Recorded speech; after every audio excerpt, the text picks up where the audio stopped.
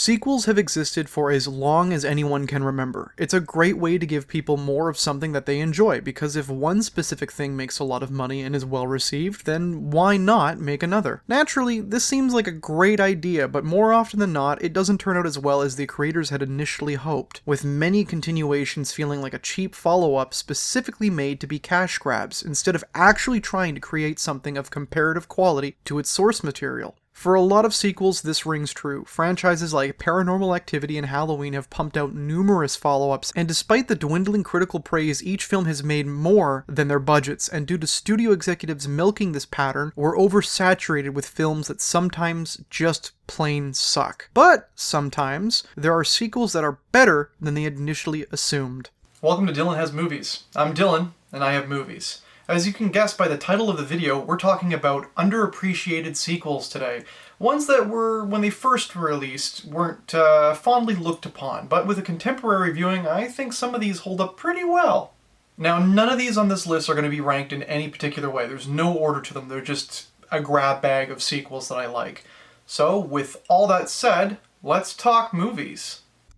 The Fly 2 is an interesting film because it's following the lightning-in-a-bottle success of David Cronenberg's 1986 body horror film. And while Cronenberg himself doesn't do sequels, I'm glad that someone else did. While it does seem foolish to directly follow up a film where the hero of the first story tragically meets his end and his love interest dies in the opening of the sequel, The Fly 2 doesn't feel slapped together. The premise being, what if Seth Brundle had a child who was also genetically part fly, and not just big bad scientist steals the teleportation pods, although that does happen. Having the focus be on Martin Brundle growing up at a super fast rate and looking like his late 20s by the time he's 5 years old works because houseflies hatch after 24 hours, and in 14 days, they age from a maggot to a full-grown fly. So the basic science behind the story is much more grounded in reality, and it's a little easier to accept if this was at all possible. Chris Wallace directed the sequel, and if you're not familiar with that name, he did the special effects for not only David Cronenberg's The Fly, but also the sequel as well. He's also done effects for Gremlins, Humanoids from the Deep, Return of the Jedi, Raiders of the Lost Ark, and he even took home an Oscar for his efforts on The Fly. So Chris Wallace was a good choice to helm the directorial seat because as wearing both the hat of the director and the special effects guy, he wouldn't have been held back by another director's vision. But the catch-22 is, without David Cronenberg's name or involvement, the budget would have reduced significantly despite the success of the first.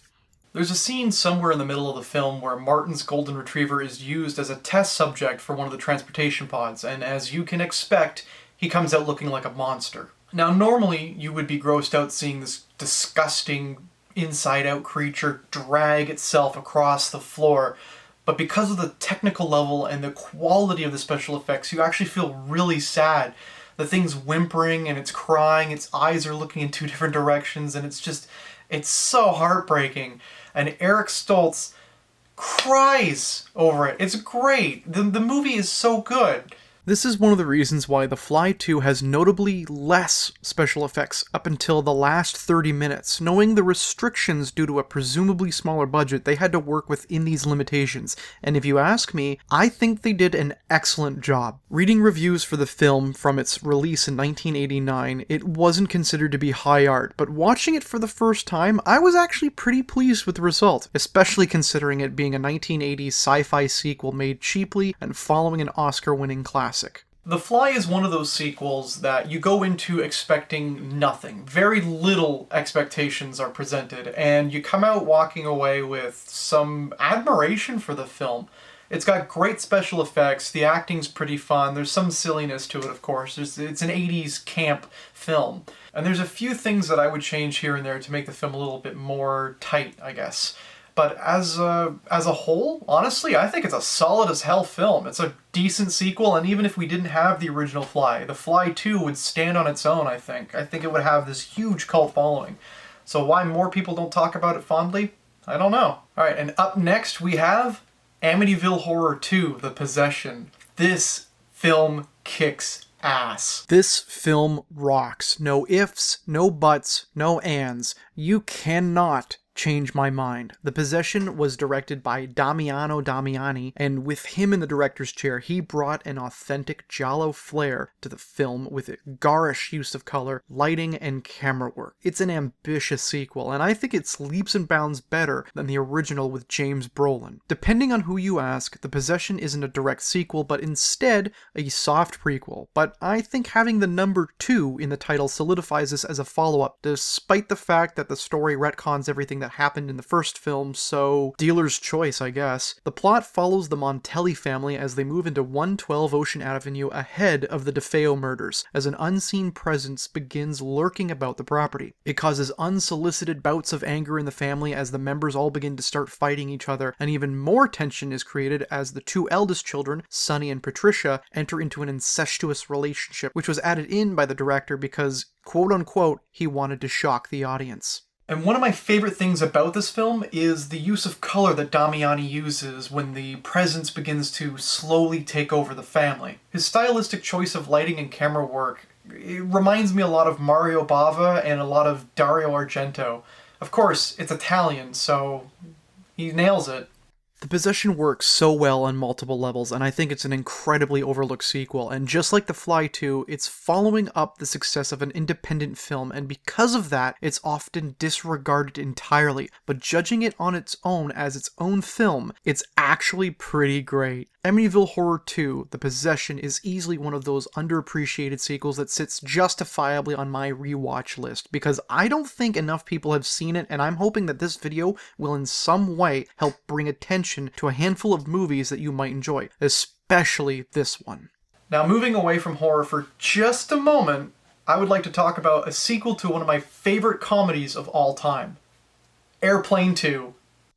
Airplane was a lightning-in-a-bottle film that not only made almost 50 times its budget back, but was also praised as being one of the funniest films of all time. That's something that I wholeheartedly agree with. Seeing it for the first time when I was 14 years old, I was crying from laughter, and still to this day remains one of my favorite comedies ever made. Naturally, this is one of those times where executives thought, we need to make another one. Because Airplane was so presumably easy to make, it was shot almost entirely in a single location, and it utilized a lot of sight gags and clever wordplay to make their jokes really stick the landing, no pun intended, and having the characters in the film react to every ridiculous thing on screen as if it's just a common occurrence just adds to the hilarity. So in 1982, Paramount released Airplane 2 without the help or the blessing of the original writing-directing team, Jim Abrams and the Zucker brothers, who still to this day claim to have never seen the film. And while I think the sequel would have been more highly regarded if the 3 men came back for it, I still think that the new team managed to capture the spirit of the original. So while Airplane 2 does struggle to have an identity of its own, and it does reuse some jokes from its predecessor, I think it's a pretty solid sequel, and it still manages to get a solid chuckle out of me. The plot is a little different this time because instead of the plane's crew being disposed of by food poisoning, now the passengers are on a spacecraft heading to the first ever moon base, while a traveler played by Sonny Bono is intent on blowing the ship up to provide an insurance payout for his wife. And it's a move away from the story in the first, and due to the story being set in the future with space travel, a lot of the older jokes can be repurposed to feel a little more fresh, but understandably, this was seen as a tad lazy to a lot of critics, because it felt unimaginative due to the retreading of the same ground. But if you made me laugh, then that works fine for me. So yeah, if you've never seen Airplane 2 but you love the first film, give it a watch. It's not perfect by any means, but at the same time, there's a lot of worthwhile jokes that are packed into this. Now moving back to horror, if you know me, you'll know how much I absolutely adore Sleepaway Camp, Robert Hiltzich's 1983 classic slasher film. It is one of my absolute favorites. I saw it when I was about 14 years old, and it just stuck with me. And it stuck with a lot of people too, because when it first came out, it shocked a lot of audiences with its just wild twist ending. And if you haven't seen it, please, please, please, please don't Google it, just watch it.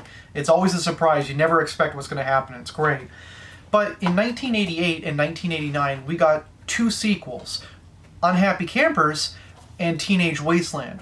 And these are 2 films that are vastly different from the original. They go full-blown black comedy.